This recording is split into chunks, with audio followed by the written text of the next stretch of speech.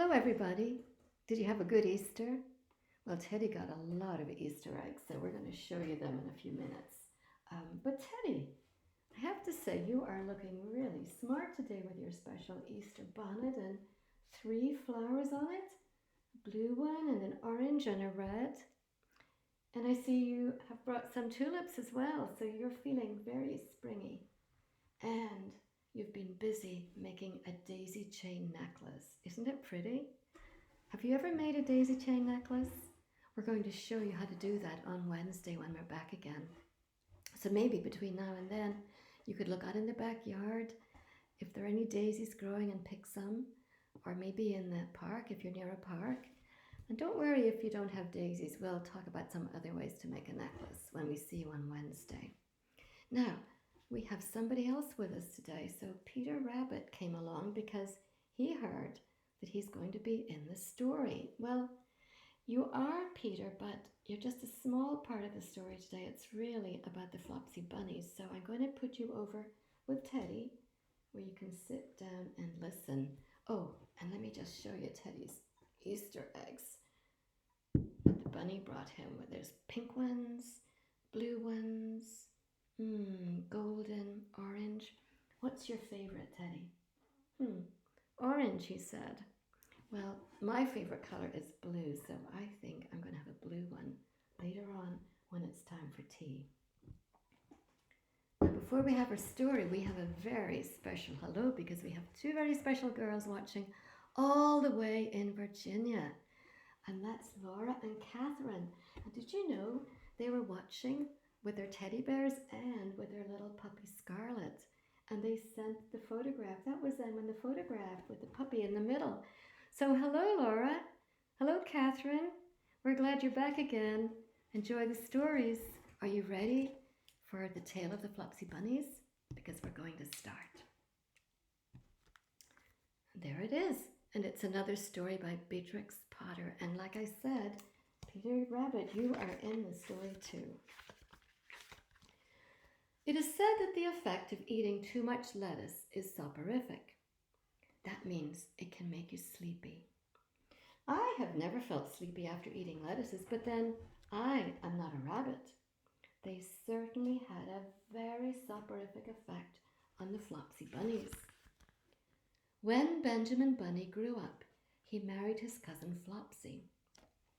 They had a large family, and they were very improvident and cheerful. I do not remember the separate names of their children, but they were generally called the Flopsy Bunnies, and there they all are.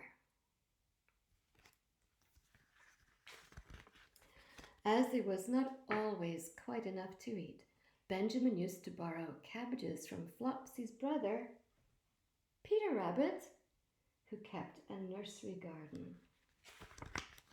Sometimes Peter Rabbit had no cabbages to spare. And when this happened, the Flopsy Bunnies went across the field to a rubbish heap in the ditch outside Mr. McGregor's garden. Mr. McGregor's rubbish heap was a mixture.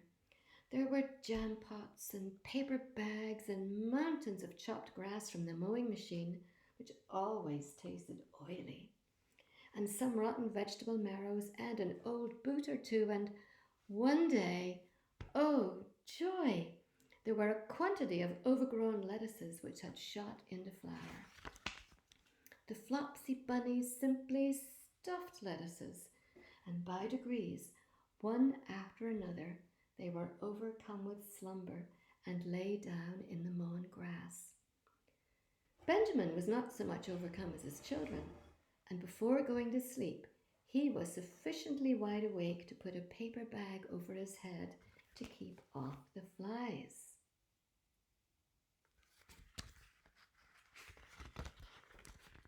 The little Flopsy Bunnies slept delightfully in the warm sun. From the lawn beyond the garden came the distant clackety sound of the mowing machine. The blue bottles buzzed about the wall, and the little old mouse picked over the rubbish among the jam pots. I can tell you her name. She was called Thomasina Tittlemouse, a wood mouse with a long tail. She rustled across the paper bag and awakened Benjamin Bunny. The mouse apologized profusely and said that she knew Peter Rabbit. While she and Benjamin were talking, close under the wall, they heard a heavy tread above their heads, and suddenly Mr. McGregor emptied out a sack full of lawn mowings right upon the top of the sleeping Flopsy Bunnies. Benjamin shrank down under his paper bag, and the mouse hid in a jam pot. The little rabbits smiled sweetly in their sleep under the shower of grass. They did not awake because the lettuces had been so soporific. They dreamt that their mother Flopsy was tucking them up in a hay bed. Mr. McGregor looked down after emptying his sack. He saw some funny little brown tips of ears sticking up through the lawn mowings. He stared at them for some time. Presently a fly settled on one of them, and it moved. Mr. McGregor climbed down onto the rubbish heap. 1, 2, 3, 4, 5, 6 little rabbits, he said, as he dropped them into a sack. And the Flopsy Bunnies dreamt that their mother was turning them over in bed. They stirred a little in their sleep, but still they did not wake up. Mr. McGregor tied up the sack and left it on the wall, and he went to put away the mowing machine. And while he was gone, Mrs. Flopsy Bunny, who had remained at home, came across the field. She looked suspiciously at the sack and wondered where everybody was. And there she is, looking for her little Flopsy Bunnies. And then the mouse came out of her jam pot, and Benjamin took the paper bag off his head, and they told the doleful tale. Benjamin and Flopsy were in despair. They could not untie the string. But Mrs. Tittlemouse was a resourceful person, and she nibbled a hole in the bottom corner of the sack.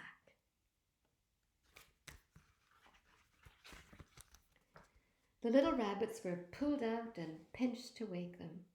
Their parents stuffed the empty sack with 3 rotten vegetable marrows, an old blacking brush, and 2 decayed turnips. And then they all hid under a bush and watched for Mr. McGregor. Mr. McGregor came back and picked up the sack and carried it off. He carried it hanging down as if it were rather heavy. The Flopsy Bunnies followed at a safe distance. They watched him go into his house, and then they crept up to the window to listen. Mr. McGregor threw down the sack on the stone floor in a way that would have been extremely painful to the Flopsy Bunnies if they had happened to have been inside it. They could hear him drag his chair across the floor and chuckle. 1, 2, 3, 4, 5, 6 little rabbits, said Mr. McGregor. What's that? What have they been spoiling now? Inquired Mrs. McGregor. 1, 2, 3, 4, 5, 6 little rabbits, repeated Mr. McGregor, counting again on his fingers. 1, 2, 3. Don't you be silly. What do you mean, you silly old man? In the sack. 1, 2, 3, 4, 5, 6, replied Mr. McGregor. And the youngest Flopsy Bunny got up on the windowsill. Mrs. McGregor took hold of the sack and felt it.